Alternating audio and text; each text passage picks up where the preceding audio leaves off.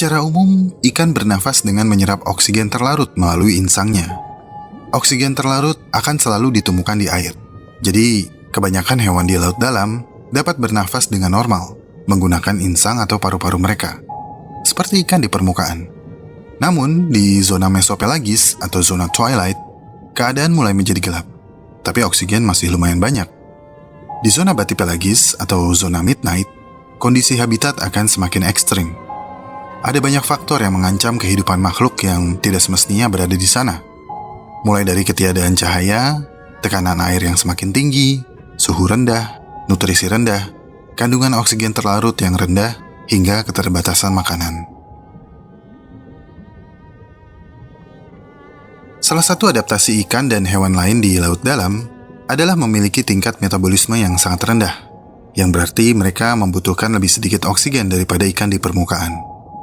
Tujuan utama dari adaptasi ini adalah untuk menghemat energi, sehingga banyak ikan dan hewan lain di zona ini tidak banyak bergerak, melayang di badan air, bahkan terlihat seperti sedang tidur. Beberapa hewan hanya diam menunggu marine snow atau salju laut, yakni sisa-sisa organisme yang jatuh dari lapisan yang lebih kaya nutrisi di atasnya. Dengan cara ini, mereka dapat menggunakan lebih sedikit oksigen untuk memproduksi energi. Marine snow atau salju laut adalah hujan yang turun di laut dalam, yang terdiri dari sebagian besar detritus organik yang jatuh dari perairan di atasnya. Salju laut umumnya terdiri dari sisa-sisa bangkai tumbuhan dan hewan, serta mereka. Ini adalah proses penting untuk mengekspor energi dari zona fotik yang kaya cahaya ke zona afotik di bawahnya. Siklus ini juga disebut sebagai pompa biologis. Salju laut memainkan peran penting dalam siklus karbon global. Patricia Yeager, profesor ilmu kelautan di Universitas Georgia, pernah mengatakan, salju laut seperti daun yang berguguran di hutan. Salju laut membawa makanan yang dihasilkan oleh fotosintesis di permukaan laut yang cukup terang ke laut dalam yang lebih gelap. Salju laut memberikan makanan penting bagi hewan dan mikroba yang hidup di tempat yang kita sebut zona senja atau twilight zone.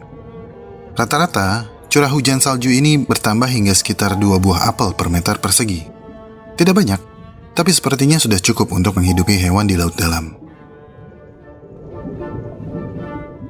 Banyak hewan laut yang beradaptasi untuk memanfaatkan marine snow sebagai sumber energi mereka, seperti cacing laut dalam, larva hewan laut, atau hewan laut yang berukuran lebih kecil, yang akan menjadi mangsa bagi hewan yang berukuran lebih besar.